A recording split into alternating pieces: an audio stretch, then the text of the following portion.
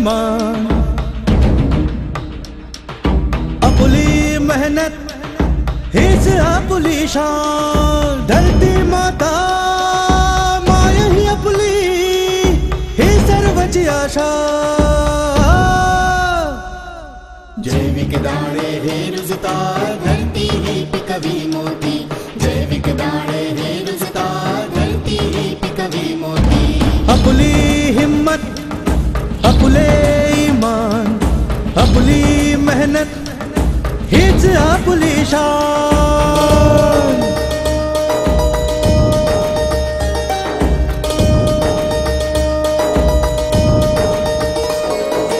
अपार उचलू कष्ट ही, ना लागे कुणाची दृष्ट ही. अपार उचलू कष्ट ही, ना लागे कुणाची दृष्ट ही. मोल होते कष्टाचे त्या, जेव्हा भाकर चुलीवरी फुलते, जेव्हा भाकर चुलीवरी फुलते. समाधान बळीराजाचे होते. जैविक दाणे हे रुजतात, धरती ही पिकवी मोती.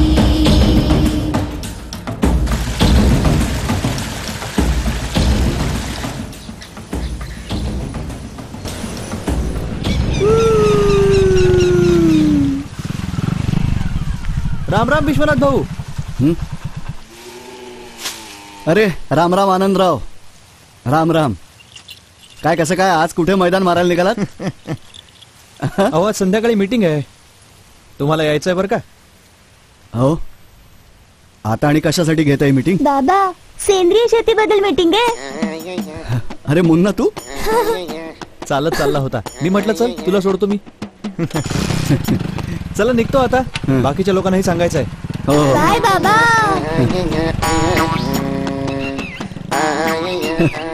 मीटिंग. चल आता घरी जायची वेळ आली. अरे आईला नाही बोलवायचंय का? चल उतर, चालत जा इकडनं. अरे हे घे, हे तुझ्या आईला दे, ठीक आहे? आणि आजोबांनाही सांग. ठीक आहे. मुन्ना मुन्ना आईला म्हणावं की बाहेर ओला दूध नको आहे.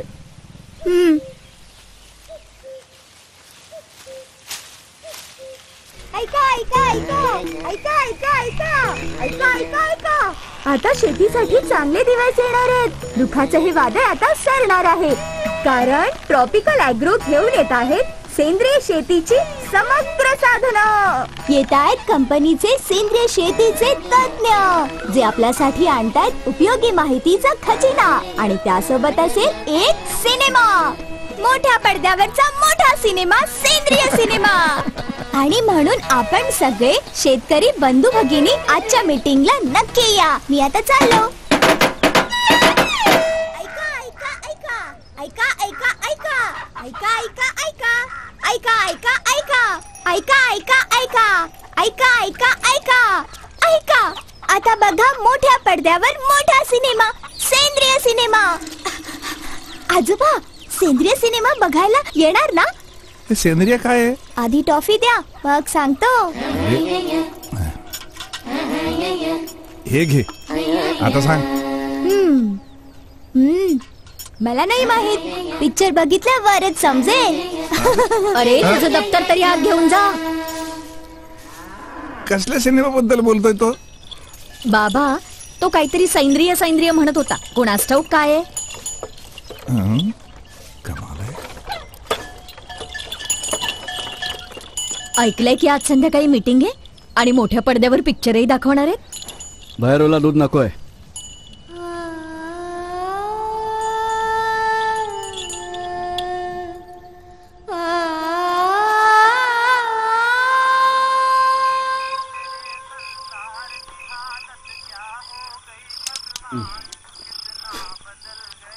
ए मुन्ना, पोरा नीट अभ्यास नाही केला तर माझ्यासारखं शेतात कंबर तुटेपर्यंत मेहनत करावी लागेल बघ. लक्षात ठेव. हा पंप लावून स्प्रे करत राहावं लागेल, कळलं?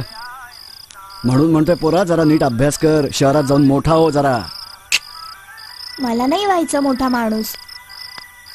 अरे मोठा माणूस नाही व्हायचं तर काय हा? मग माझ्यासारखं काय आयुष्यभर शेतात माती खोदायचे? हं? चहा. देव भला करो पोरी. अरे विश्वनाथ, हं? हे सेंद्रिय काय असतं रे? हो काय नाही हो बाबा, हे जे आजूबाजूचे शेतकरी आजकाल शेतात औषधं घालतात ना, ते तर मी मागच्या 4-5 वर्षापूर्वीच घातलेलं आहे. अहो आता कंपनीवाल्यांना काहीतरी पाहिजेच ना खपवण्यासाठी, म्हणून कुठल्या तरी जुन्याच मालाचं नाव ते बदलून सेंद्रिय ठेवलं असेल. काही नसतं हो सेंद्रिय बिंद्रिय. अहो पण मीटिंगला जायला काय हरकत आहे? आणि अहो पिक्चर पण दाखवणार आहेत ते.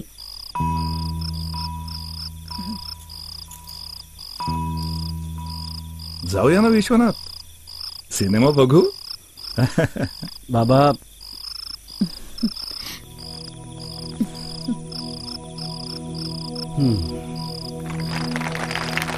नमस्कार. आपल्या सगळ्यांचं आज इकडे स्वागत आहे. आज आपल्या गावाचे सरपंच देवराम चौधरीजी आपल्या कंपनीचे मोठे साहेब शेखर माथुर साहेबांचं आता स्वागत करतील.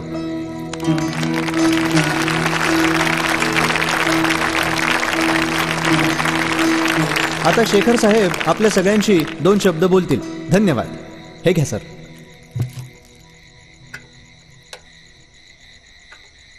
आज इथे आपण सगळेजण एवढ्या मोठ्या संख्येने हजर झाला आहात त्याबद्दल मी आमची कंपनी ट्रॉपिकल ॲग्रोच्या तर्फे आपणा सर्व शेतकरी बंधू भगिनींचं हार्दिक स्वागत करतो. ही काही आपली पहिलीच भेट नाही आहे, पण तसं बघायला गेलं तर आपल्या पहिल्या भेटीसारखीच आहे. कारण आज आपण इथे जे पडद्यावर बघणार आहात कदाचित तुम्ही लोकांनी ते आधी कधी पाहिलंही असेल, पण त्याची आठवण जरा पुसट झाली असेल. आज आपण त्या पुसटच्या आठवणीवर परत प्रकाश टाकण्याचा प्रयत्न करणार. आमची अशी इच्छा आहे की आजपासून तुमच्या आयुष्यामध्ये एका नवीन अध्यायाची सुरुवात व्हावी, आणि कुठलीही नवीन गोष्ट आयुष्यात सामावून घेण्याआधी प्रथम त्या गोष्टीची संपूर्ण माहिती असणं आवश्यक आहे. आणि म्हणून मुद्दामच ही फिल्म आम्ही खास तुमच्यासाठी बनवली. फिल्म संपल्यानंतर फिल्मच्या बाबतीत तुमची मतं जाणून घेण्यासाठी आम्ही खूप उत्सुक आहोत. आणि जे कोणी उशिरापर्यंत थांबू शकत नसतील पण याच्याविषयी आणखी माहिती जाणून घेऊ इच्छित असतील त्यांच्यासाठी आमच्या कंपनीचे प्रतिनिधी आनंद कुमारजी हे उद्या त्यांच्या घरी जाऊन त्यांची भेट घेतील. चला आपण फिल्म पाहूया.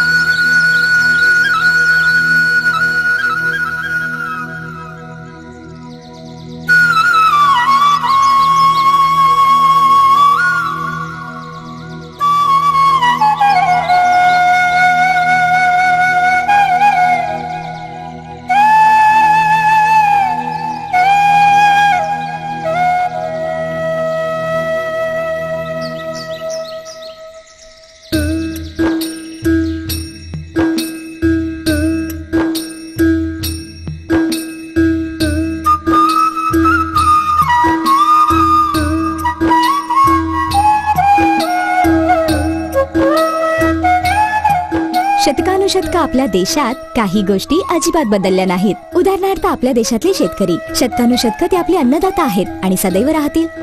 हो, जर काही बदललं असेल तर शेतीकडे बघण्याचा आपला दृष्टिकोन आणि शेती करण्याच्या आपल्या पद्धती.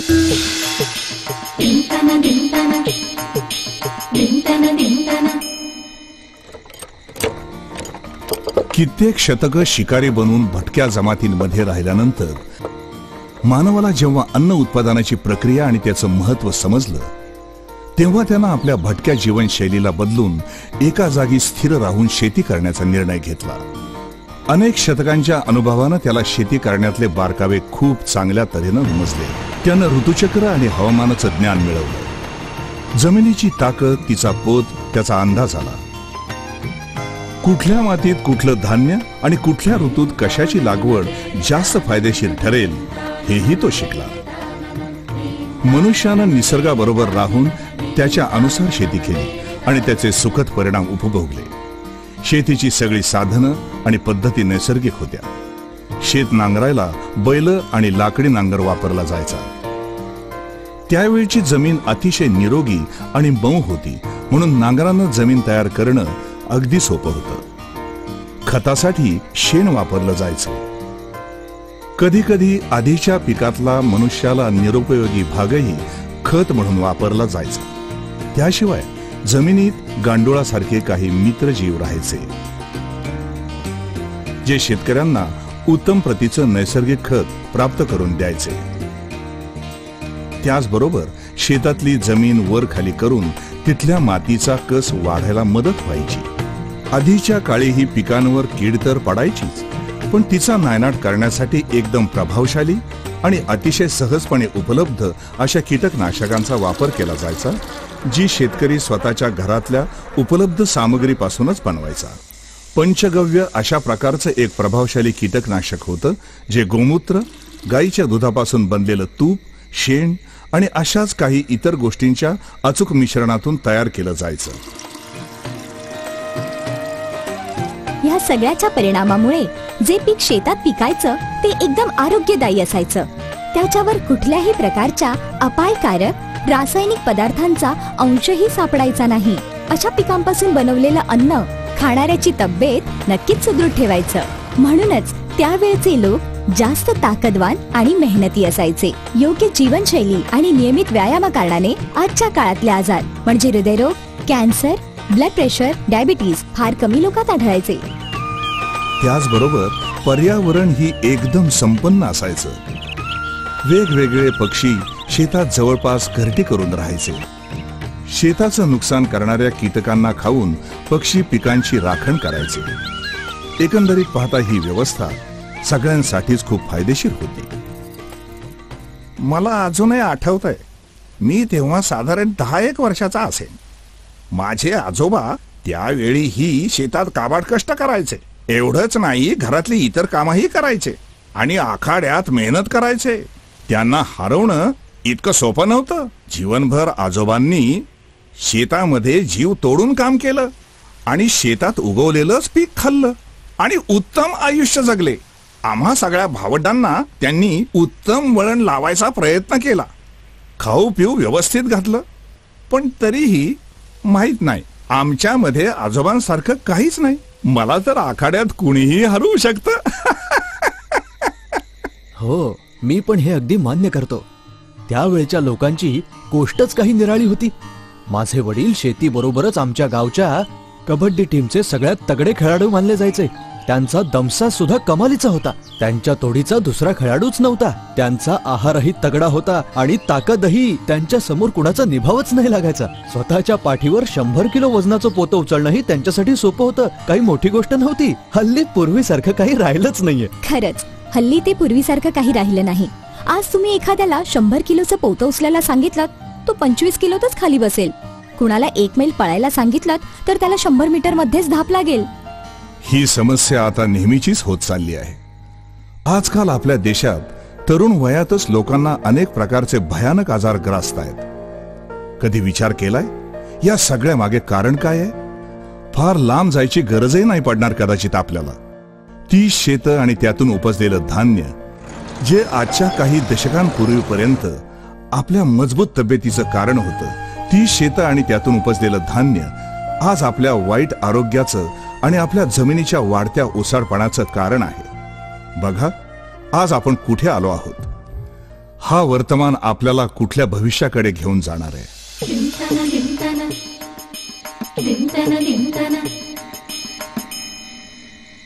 गेल्या कित्येक शतकांपासून भारत हा एक कृषीप्रधान देश आहे.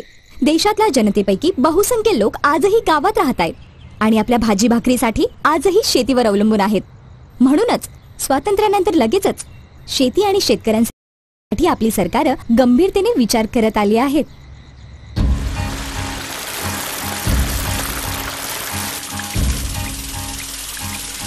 च्या दशकापर्यंत येता येता भारतानं हरित क्रांतीसाठी स्वतःला सज्ज केलं होतं. उपज वाढवण्यासाठी आणि आधुनिक तंत्रानं शेती करण्यासाठी मोठ्या प्रमाणावर एका प्रयोगासाठी सरकारनं कंबर कसली होती. शेतकऱ्यांसाठी सुधारित बियाणं, रासायनिक खतं आणि रासायनिक कीटकनाशकं उपलब्ध करून दिली गेली होती, ज्यायोगे उपज इतक्या पटीनं वाढवली जाऊ शकेल की भारत खाद्योत्पादनात पूर्णपणे आत्मनिर्भर होऊ शकेल। आणि काही वर्षातच भारताच्या शेतकऱ्यांनी भारताला तो गौरव मिळवूनही दिला। या हरित क्रांतीनं शेतकऱ्यांना खऱ्या अर्थानं अन्नदाता बनवलं।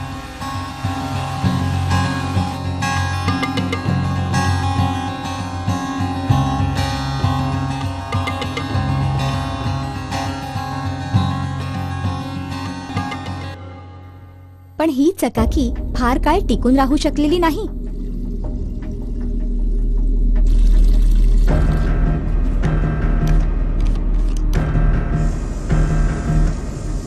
रासायनिक खतं, रासायनिक कीटकनाशकं आणि सुधारित बियाणांचे जसे अनेक फायदे होते तसे त्यांचे अनेक तोटेही होते, जे आता हळूहळू समोर यायला लागले होते।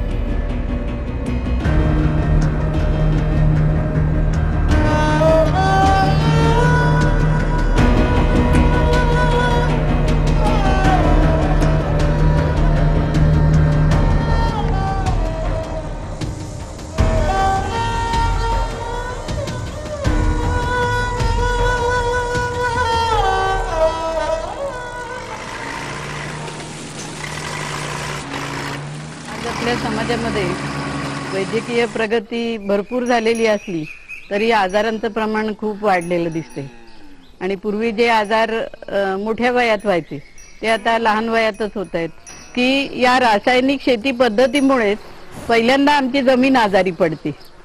मग रासायनिक खतांमुळे काय होतं, आपल्याला उत्पादन वाढलेलं दिसतं पण जी तयार स्वरूपामध्ये खतं आपण घालतो ती सर्वच्या सर्व पिकांना लागू पडतात किंवा तेवढ्या गरजेची असतात असं नाही।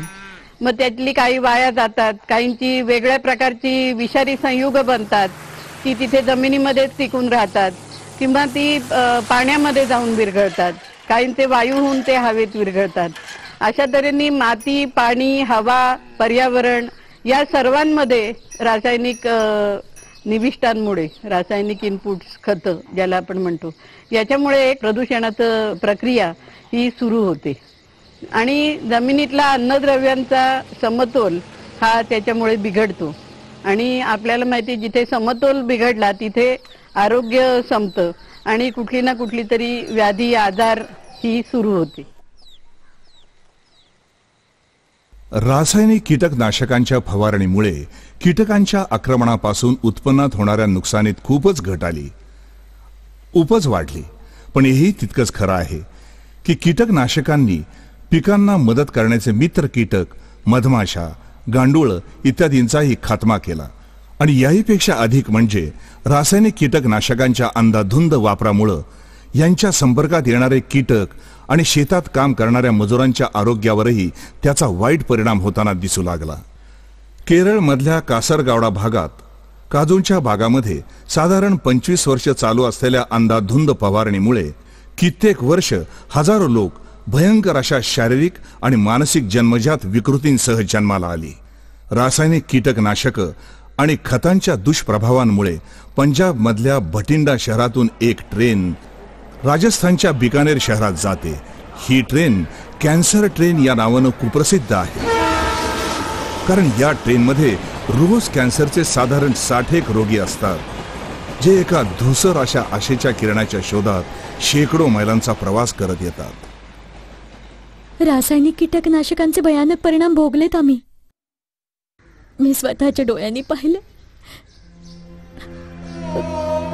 माझ्या सख्या भावाने थोड्या दिवसांपूर्वी कॅन्सरच्या आजारात तळमळून जीव गमावला। तोही शेतकरी होता। दुसऱ्याचं बघून त्यानेही ही विषारी औषधं काहीही विचार न करता वापरायला सुरुवात केली। औषधं फवारताना काही काळजी घ्यायचा नाही, फवारणी नंतरही काही काळजी घ्यायचा नाही। तो शेतात तोंड झाकल्याशिवायच फिरायचा। तेच धान्य आणि फळ त्यानेही खाल्ली। शेवटी त्याला आतड्याचा कॅन्सर झाला। माझ्या डोळ्यात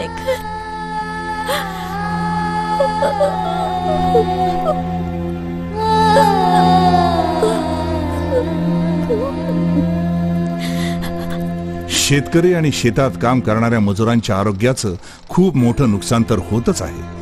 त्याचबरोबर जास्तीत जास्त पीक मिळवण्यासाठी कीटकनाशकं, खतं आणि सुधारित बियाण्यांचा कसलाही विचार न करता अंधाधुंद वापर होऊ लागला आहे. यांच्या परिणामामुळे जमीन कठोर आणि ओसाड होत चालली आहे. पूर्वी बहुतेक वेळा माती मऊ असायची, म्हणून बैलांनी हाकलेला नांगर त्यावर सहज फिरायचा. पण आता शेतामधली माती कठीण होत चालली आहे, म्हणून ट्रॅक्टरवरच अवलंबून राहावं लागतं. त्यावर रासायनिक कीटकनाशकांपासून नवीन प्रतिरोध क्षमता उत्पन्न करून कीटक प्रत्येक वेळी पहिल्यापेक्षा जास्त कणखर होऊन हल्ला करू लागले. हरित क्रांतीच्या सुरुवातीला रासायनिक कीटकनाशकांचा वापर दर 30 दिवसात फक्त एक वेळा होत होता. नंतर हा काळ 20 दिवस, मग 15 दिवस आणि आता तर तोच काळ फक्त 10 दिवसांवर आला आहे.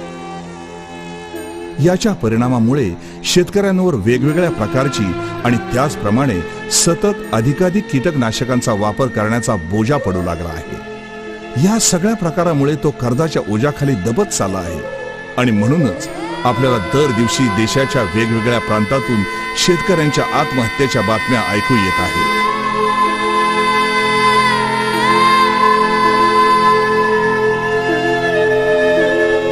आपण सगळे शेतकऱ्यांना दोष देतो, त्यांना अडाणी म्हणतो, पण कुणी त्यांच्या समस्या जाणून घ्यायचा प्रयत्नच करत नाही. शेतकरीही याच समाजाचा घटक आहे.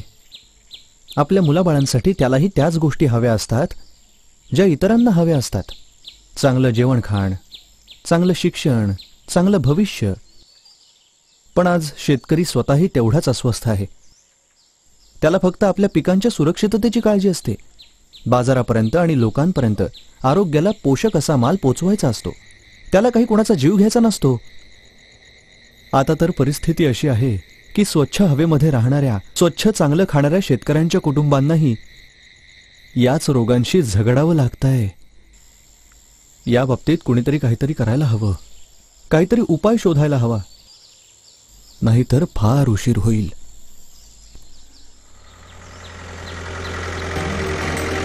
चांगली गोष्ट ही आहे की अजून सगळं काही संपलेलं नाही. कुणीतरी असं आहे जे गेल्या काही वर्षात या दिशेनं सतत प्रयत्न करतंय, ज्यामुळे शेतकऱ्यांना त्यांच्या त्रासातून मुक्ती मिळू शकेल, पिकाची गुणवत्ता वाढवली जाऊ शकेल, त्याला प्राणघातक विषाच्या विळख्यातून मुक्त करता येईल, ज्यामुळे या देशातल्या सगळ्या ग्राहकांना पुन्हा एकदा शुद्ध आणि पौष्टिक अन्न मिळेल.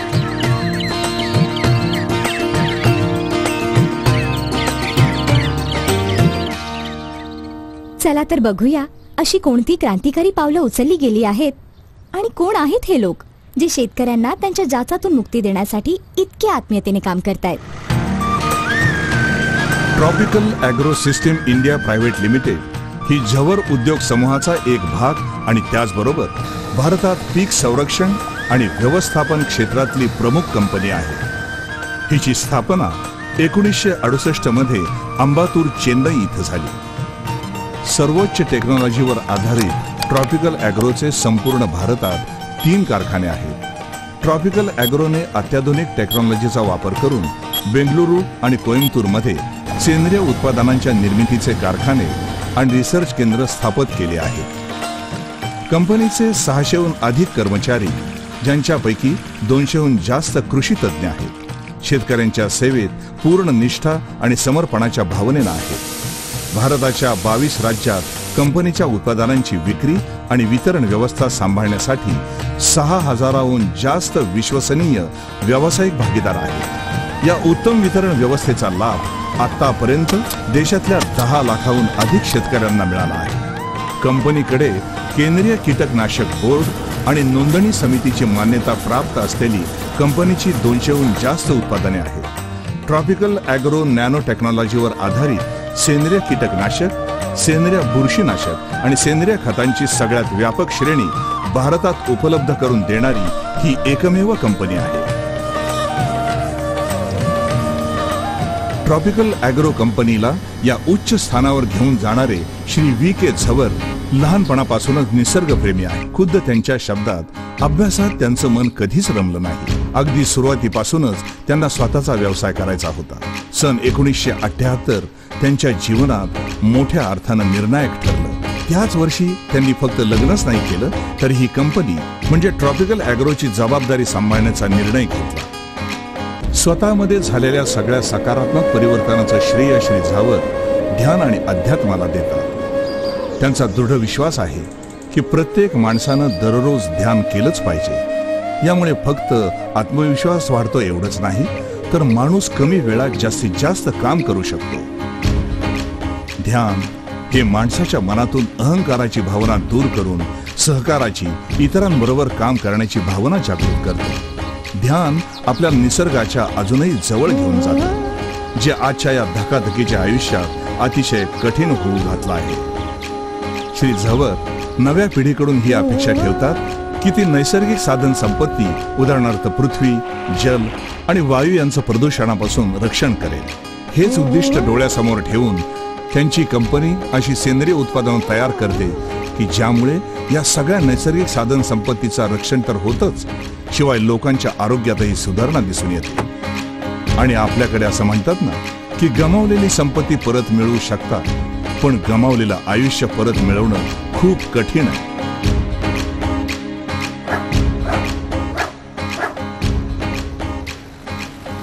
जय जवान, जय जैविक किसान.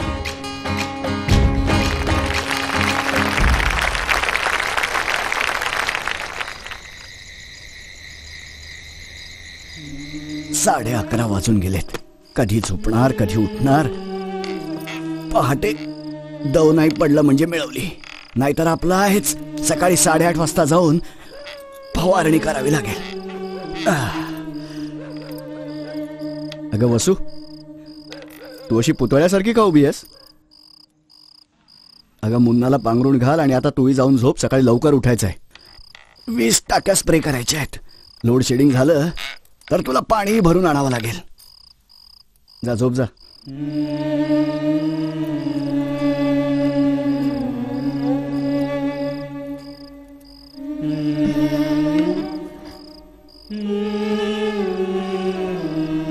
ऐकलत का?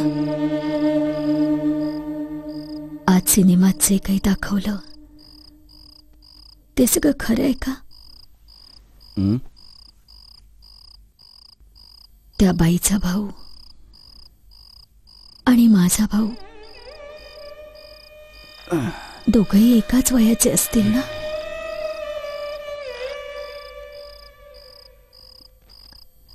आपल्या दिनेशलाही विडी, सिगरेट, दारू असल्या गोष्टींचं व्यसन नव्हतं. मग त्याला कॅन्सर का?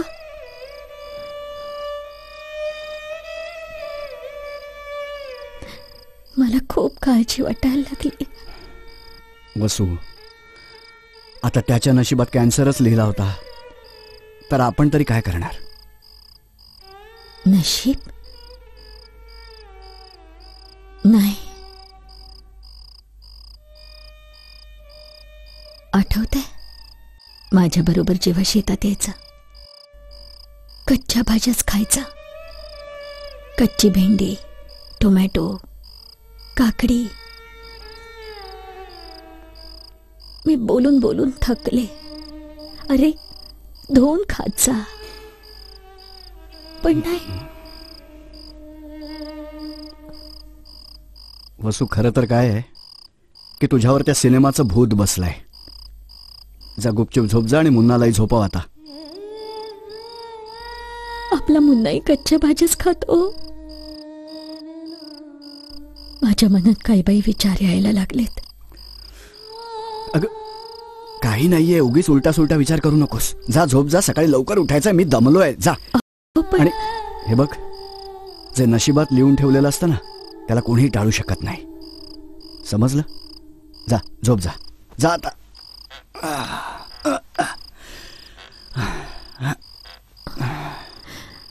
आणि जरा दिवा बंद कर.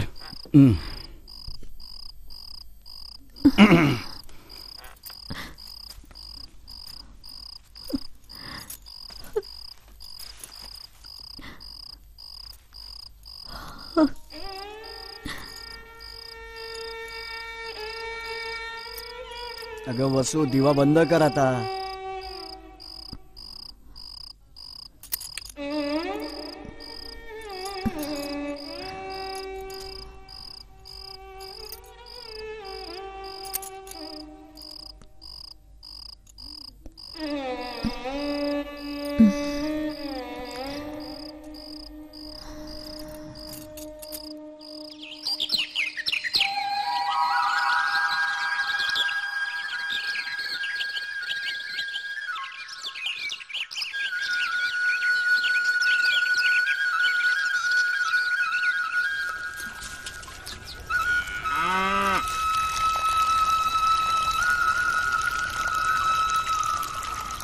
वसू, मी तुला कालच सांगितलं होतं की सकाळी लवकर निघायचंय, पण तुझी कटकट अजूनही चालूच आहे. 20 टाक्या स्प्रे मारायचा, दुपार होऊन जाईल, लवकर चल. ऐकलत का? मी काय म्हणत होते की स्प्रे मारणं गरजेचं आहे का? किती कीड लागली आहे सगळ्या भाज्यांना वसू. जर स्प्रे नाही मारला तर सगळं वाया जाईल. असं असं पण आपण आपल्या शेतात शेणखत घालतो ना, मग आणखी रासायनिक खत घालायची काय गरज आहे? म्हणजे काय? हा, आता शेणखताने जर भागत असतं तर आपण हे रासायनिक खत का वापरलं असतं? अगं 4 टोपल्या शेणखत एकीकडे आणि 1 मुठभर रासायनिक खत एकीकडे. आलं लक्षात? ऐकलत का? आपल्याकडे बैल सुद्धा आहेत, मग आपण ट्रॅक्टरने शेत का नांगरतो? अरे, गेले 1 तास चल चल म्हणतोय सारखा, आणि तू इथे उभे राहून माझा इंटरव्ह्यू घेतेस? हे काय करताय, ते काय करताय?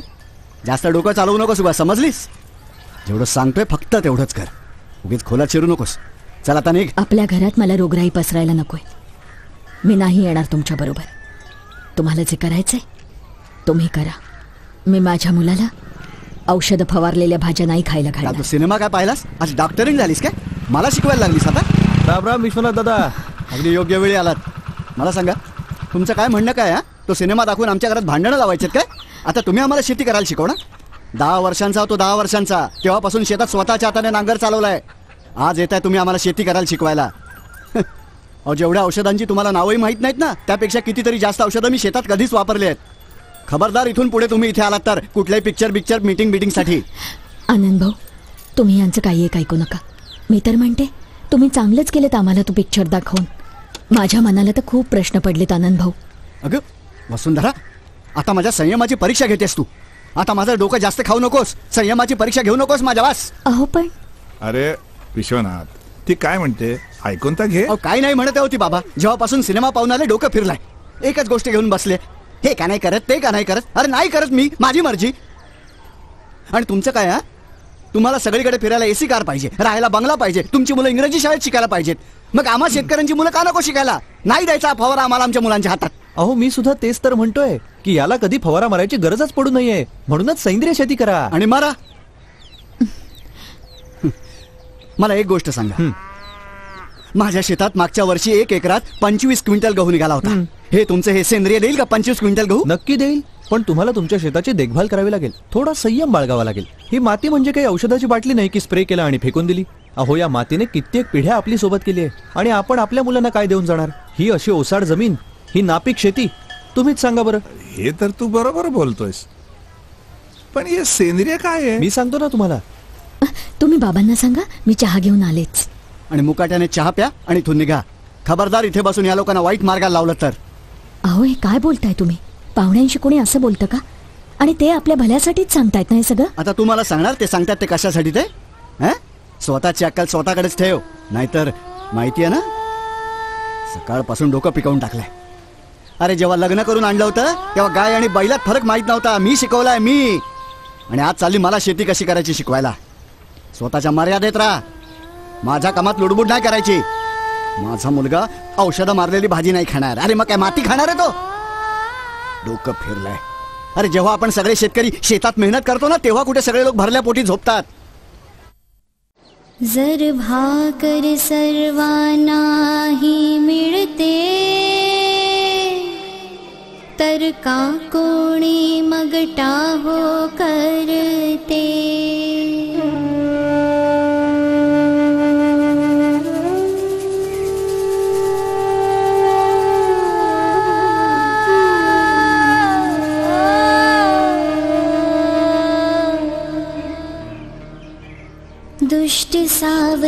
कशी कुणाचीही पडली मायशी अमुची का गहिवरली ममतेला का फसवून गेला तो चकवा नियतीचा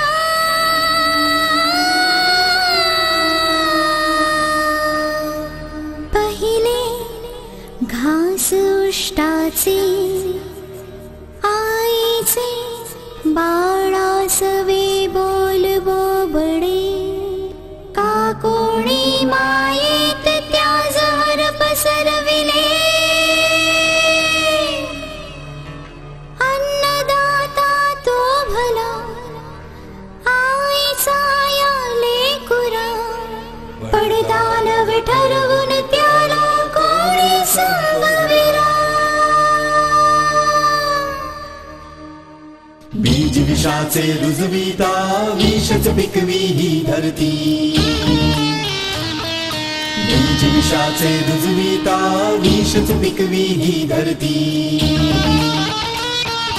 कर हिम्मत हो कर हिम्मत आता कर हिम्मत उषतकाल नव आशेचा नव्या युगाची ही नांदी सुवर्ण मोती धान्याचे उभ्या शेतातून डुलती हतबल झाले आणखीन नाही खोट्या मागे पडलेही नाही मनात कुठली गोच नाही बसल्याला बळी पडले नाही पिकाच जोहरी विळखा नाही काही ताप नाही संताप नाही काही पाप नाही जय जवान जय जय किसान. आनंद भाऊ, मला सेंद्रिय पद्धतीने शेती करून बघायची आणि मला पूर्ण विश्वास आहे जर मी माझ्या कामात यशस्वी झाले तर माझे पतीही सेंद्रिय पद्धतीने शेती करायला सुरुवात करतील. आता तुम्ही मला सांगा मी काय करायला हवं. तुमचा निर्धार पाहून माझी तर खात्रीच झाली की तुम्ही सेंद्रिय शेतीमध्ये यशस्वी व्हाल, अगदी नक्की व्हाल. आणि सेंद्रिय शेती एकदम सोपी आहे. जसं बाळाला शुद्ध आणि पोषक दूध मिळावं म्हणून आई शुद्ध आणि पोषक आहार घेते, अशी कुठलीही औषधं नाही घेत ज्यामुळे तिच्या आरोग्याला अपाय होईल, तशाच सोप्या गोष्टी लक्षात ठेवायच्या सेंद्रिय शेतीमध्ये. तुम्हाला तुमच्या शेतामध्ये फक्त आणि फक्त सेंद्रिय खतं आणि सेंद्रिय कीटकनाशकांचा वापर करायचा आहे, ती सुद्धा जी आमच्या कंपनीने खास करून तुमच्यासाठी बनवली आहेत. ही खतं आणि कीटकनाशकं वापरल्यामुळे जमिनीच्या पिकाच्या क्षमतेत कुठल्याही प्रकारची घट येत नाही. या गोष्टीकडे विशेष लक्ष दिलं गेलं आहे की ही उत्पादनं वापरून पिकवलेलं धान्य खाल्ल्यामुळे कुणाच्याही आरोग्याला, मग ते लहान असो वा मोठे, कुठलाही अपाय होत नाही. पण ही सेंद्रिय खतं आणि कीटकनाशकं मिळतात कुठे? कोणत्याही बियाणांच्या दुकानात. आता तुम्ही मला सांगा, तुम्हाला तुमच्या शेतात काय पीक घ्यायचंय? काही दिवसापूर्वी आम्ही आमच्या जमिनीत भाज्या लावल्यात आणि त्यात कुठल्याही प्रकारचं रासायनिक खत आणि कीटकनाशक नाही टाकलंय अजून. तर त्यातल्याच 1 एकर जमिनीवर मी सेंद्रिय पद्धतीने शेती करायचं नक्की केलंय. उत्तम. मी उद्याच तुमच्या शेतावर येतो आणि तुमच्या 1 एकरासाठी तुम्हाला सॅम्पल देऊन जातो आणि पुढेही तुम्हाला सांगत राहीन की तुम्हाला कोणत्या प्रकारच्या सेंद्रिय उत्पादनांचा वापर केला पाहिजे. ठीक आहे. नमस्कार.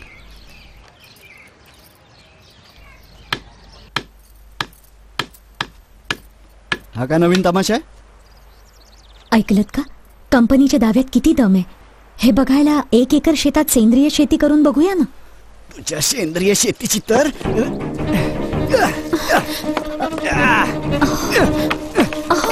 आत्ताच्या आत्ता सामान मान आणि माहेर निघा. नकोय मला असली बायको जी स्वतःची मनमानी करते. तुला माहितीये का किती महाग रोपा लावलीत मी? मी नाही, आपण लावलेत. 14 वर्ष झाली आपल्या लग्नाला. जेव्हापासून तुमच्या घरात आले, दिवस रात्र, उन्हाळा, हिवाळा, पावसाळा, तुमच्या बरोबर मी स्वतः खपले या शेतामध्ये. तर मग जा, आता जाऊन तुझ्या बापाच्या शेतात खप जा. काय बरळतोयस का विश्वनाथ तू? तिला तिच्या बापाच्या शेतात राबायला सांगतोयस? अरे अजून मी जिवंत आहे. आणि विसरू नकोस, ही जमीन मीच तुला दिली आहे. आयुष्य निघून गेलं पण या मातीनं नेहमी सोनं दिलंय आपल्याला.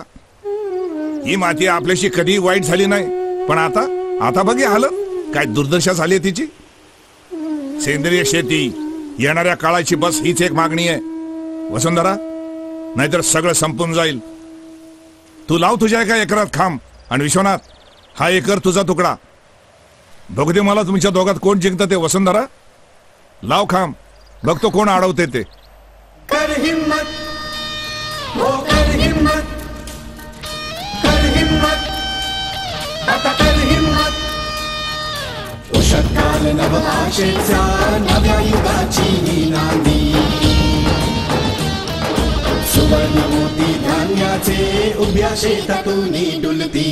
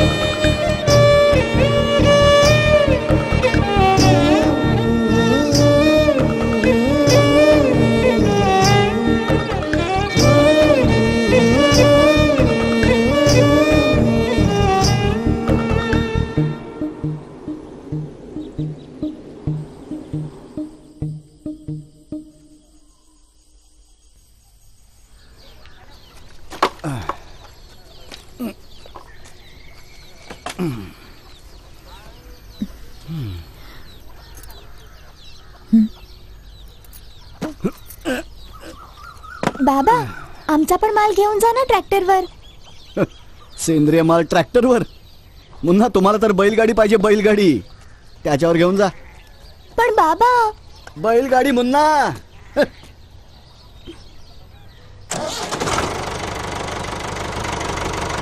बाबा, बाबा आमचा माल. बाबा, बाबा. वसुंधरा विचार कसला करतेस मुली? सोड बैल. कर हिम्मत, हो कर हिम्मत, कर हिम्मत, आता कर हिम्मत. उषत्काल नव आशेचा नव्या युगाची ही नांदी. सुवर्ण मोती धान्याचे उभ्या शेतातून डुलती.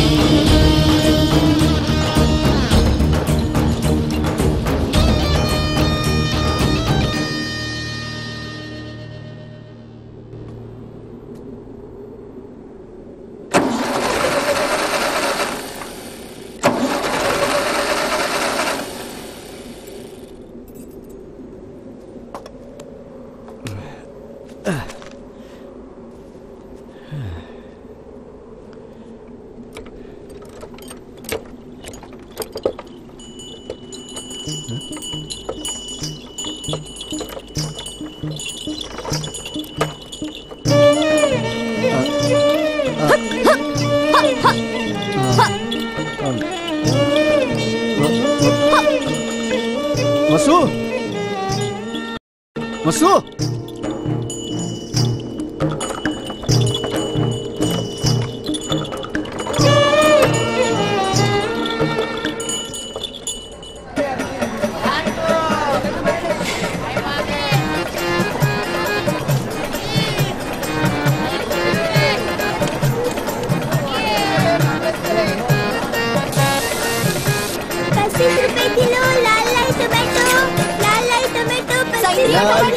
सेंद्रिय टोमॅटो 30 रुपये किलो.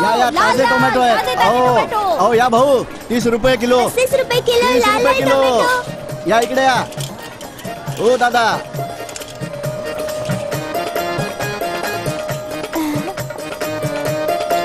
अहो काकू 500 रुपये सुटेल.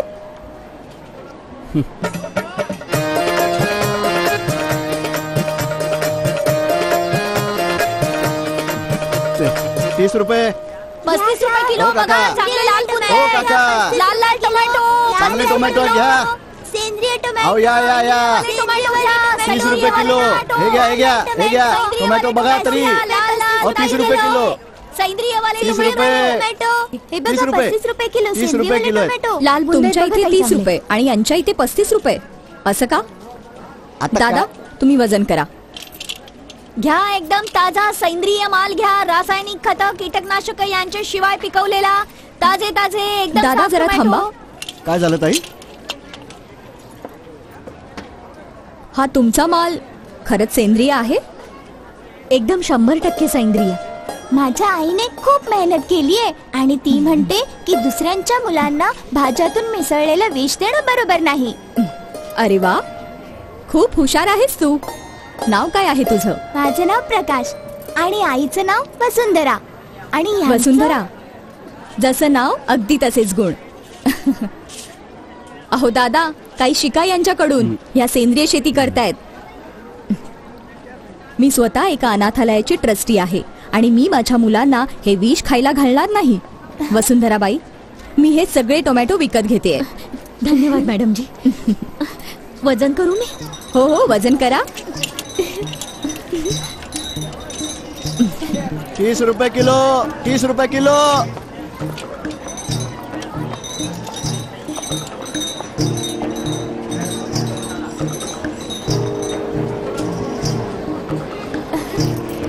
₹30.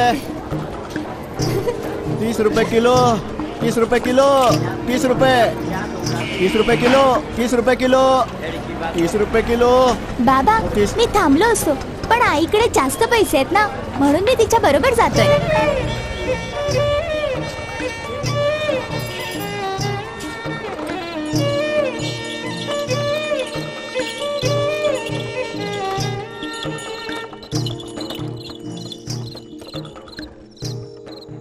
तेराशे 20, 1340, 1360, 1380, 1390. अगं मुली, कमाल केलीस तू पहिल्याच फटक्यात.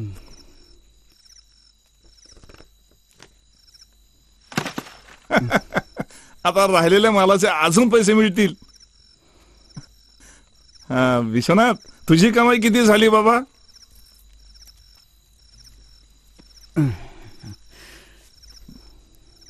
वा, हे घ्या.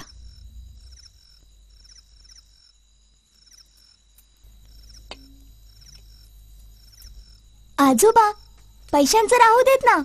ही सेंद्रियवाली भाजी खाऊन बघा, एकदम मस्त झालीये.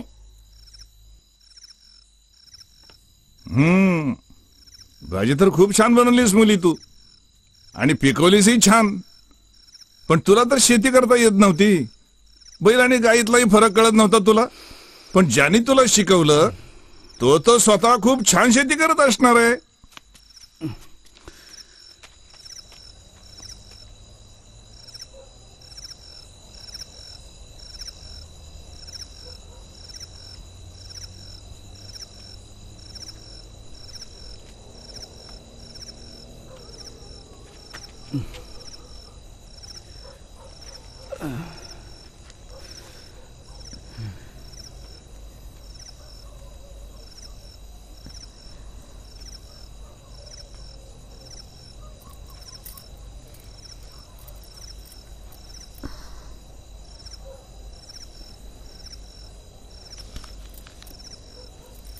हे घ्या.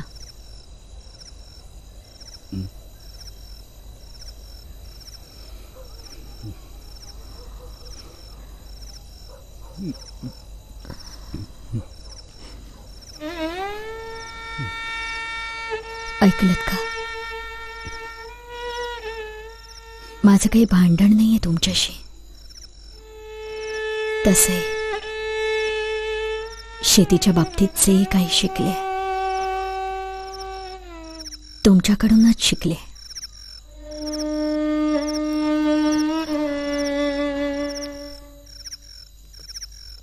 खरं सांगू, जेव्हा माझ्या मनात आलं ना की मी माझ्या मुलाला तशी भाजी खायला नाही घालू शकत, तेव्हा वाटलं मग मी दुसऱ्या मुलांना तशी भाजी कशी खायला घालू शकते.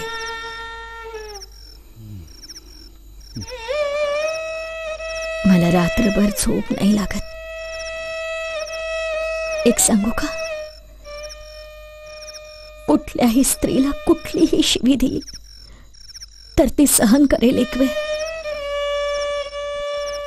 पण जर तिला वांस म्हटलं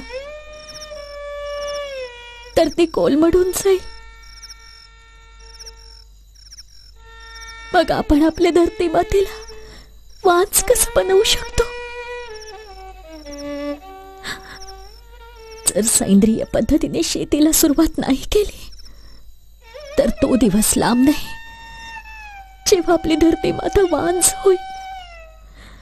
आपण आपल्या आईशी असं कसं वागू शकतो?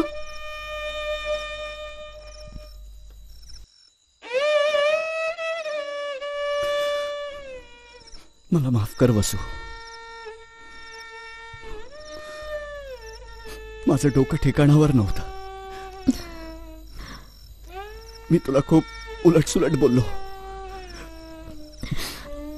मला माफ कर. माफ कर मला. तेवढ्यानं मी काही मरते का? मला माहिती खूप जीव आहे तुमचा माझ्यावर.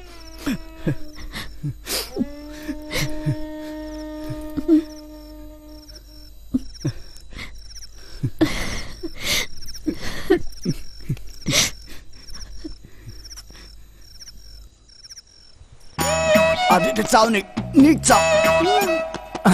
वा म्हणला.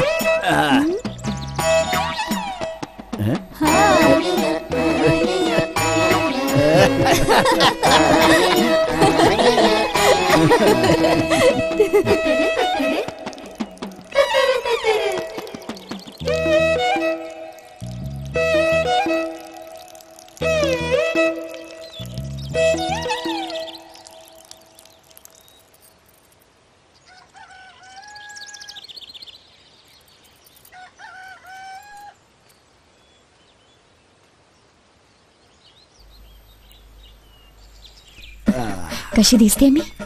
सुंदर दिसतेस. लवकर चल. लवकर ये. बांधता नाही तुला?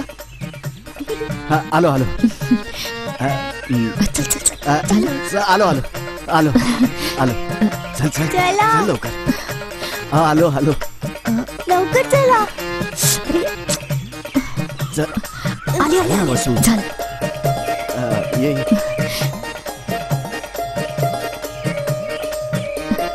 नमस्कार. नमस्कार. मी मनापासून आभारी आहे माझी पत्नी वसुंधरा हिचा आणि ट्रॉपिकल ॲग्रो कंपनीच्या सगळ्या लोकांचा. आज या सगळ्यांच्या मदतीमुळेच हे सगळं साध्य झालंय.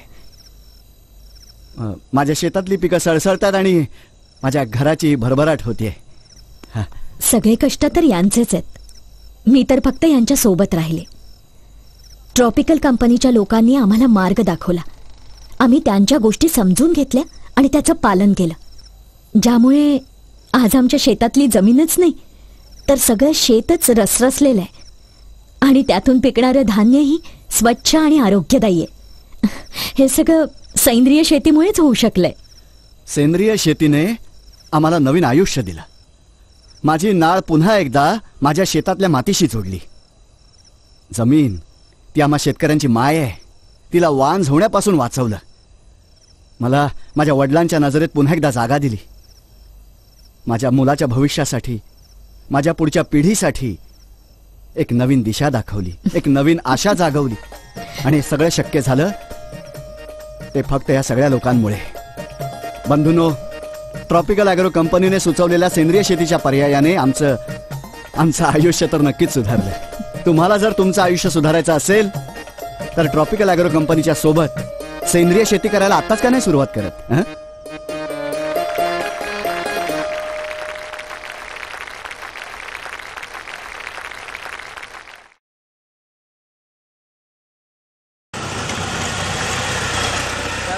क्या ये अमिताभ बच्चन के केबीसी में गया था? कोई लॉटरी लगी होगी, चलकर पूछ लो ना। खेती तो हम भी करते हैं, आप हमें बताएं कैसे हुए इतने माला माल? टैग बायोनिक डालकर लिए फसल के बढ़िया दाम। इस तरह किया मैंने करोड़पति बनने का एक काम। टैग बायोनिक विश्वसनीय मित्र फफूंद है जो भूमि की उपजाऊ क्षमता बढ़ाकर खाद की लागत घटाकर सूक्ष्म जड़ों को 200 गुना तक बढ़ाए। टैग बायोनिक अपनाएं, पैदावार बढ़ाकर करोड़पति हो जाए।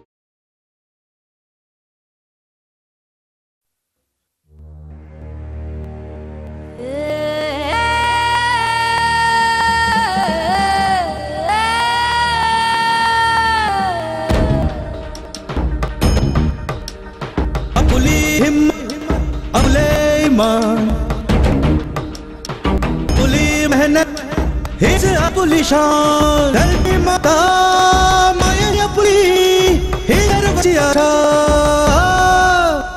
जैविक दाणे हे रुजता धरती ही पिकवी मोती। जैविक दाणे हे रुजता धरती ही पिकवी मोती। आपुली हिम्मत आपुले ईमान अपनी मेहनत हेच आपुली शान।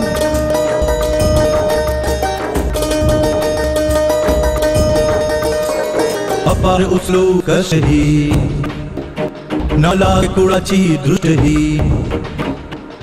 आर उचलो कष्टही नाला कुळाची दृष्टी। मला ते कष्टाचे ते भाकर चुली परी फुलते।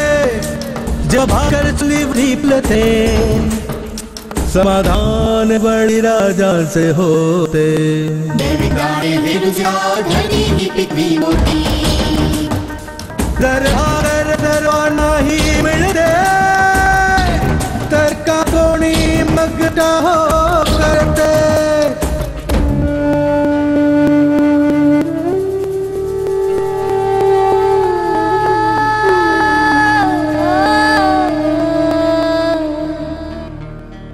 दुष्ट सावरी कशी कुणाची पडली। मायाशी आमची का गैवली। ममतेला का फसवून गेला तो चकवा नियतीचा। पहिले भास उषाचे आईचे बाळासवे बोलवो बळे। का कोणी मायेत त्या जहर पसरविले। अन्नदाता तो भरा आईचा या लेकरा। पडदा वळरून त्या कोणी संगविला। विषाचे रुजविता विष पिकवी ही धरती। बीज विषाचे रुजविता विषच पिकवी ही धरती। कर हिम्मत हो कर हिम्मत कर हिम्मत आता कर हिम्मत। तो शतकाल नव आशेचा नव्या युगाची ही नांदी। सुवर्ण मोती धान्याचे उभ्या शेतातून डुलती। हतबल झाले आणखी नाही खोट्या मागे पडलेही नाही। मनात कुठली बोच नाही बसल्याला बळी पडले नाही। विकास जोरी विळखा नाही काही ताप नाही संताप नाही काही पाप नाही। जय जवान जय जय किसान।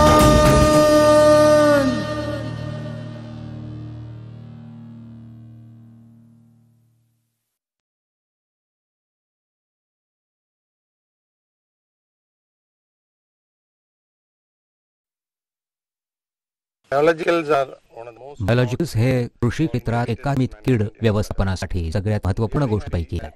आम्हाला या गोष्टीचा आनंद आहे की आज आमच्याकडे अत्याधुनिक नवीनतम टेक्नॉलॉजी आहे ज्याच्यामुळे आम्ही सगळ्या प्रकारच्या कुठल्याही कीड व्यवस्थापन समस्या सोडवण्यासाठी सेंद्रिय उत्पादन तयार होऊ शकतो। आणि मला हे सांगताना आनंद होतोय की आमच्या कंपनीकडे सगळ्यात आधुनिक तंत्रज्ञानापैकी एक आहे आणि आमच्याकडे अशी डेव्हलपमेंट टीम आहे कृषी समुदायामध्ये सेंद्रिय टेक्नॉलॉजीचा वापर आणि त्याचबरोबर प्रसार करते। शेतीमध्ये वेगवेगळ्या नाविन्यपूर्ण टेक्नॉलॉजी विकसित करण्यासाठी ही सेंद्रिय उत्पादन सगळ्यात महत्त्वपूर्ण आहे आणि म्हणूनच हे खूप गरजेचं आहे की आमच्यासारखी सर्वोच्च कंपनी यामध्ये सगळ्यात पुढे राहील आणि धरणी मातेचं रक्षण करेल आणि ज्यामुळे मातीतलं कार्बन संतुलन हे व्यवस्थित राहील आणि त्याचबरोबर शेतकऱ्यांनाही वेगवेगळी कीटक आणि रोगाच्या समस्येवर चांगला इलाज मिळेल. म्हणून हा आमच्या कंपनीच्या नवीन उपक्रमांपैकी एक हा सगळ्यात महत्त्वपूर्ण उपक्रम आहे आणि आम्ही कृषी समुदायाला बरोबर घेऊन काम करू. आणि आज सगळ्यात आनंदाची गोष्ट ही आहे की ह्या कामामध्ये या क्षेत्रातल्या सगळ्यांची अगदी सगळ्यांची भागीदारी आहे. फक्त शेतकरीच नाही तर एक्सटेन्शन कामगार सुद्धा आणि तंत्रज्ञ कामगार सुद्धा असा हा एकूण टीमचा प्रयत्न आहे की आमची टेक्नॉलॉजी जी आहे ती शेतकऱ्यांमध्ये किमान स्तरापर्यंत पोहोचेल आणि अगदी त्याचबरोबर पर्यावरणामध्ये किमान हस्तक्षेप होऊन शेतांची उत्पादकता जी आहे ती कमाल होईल.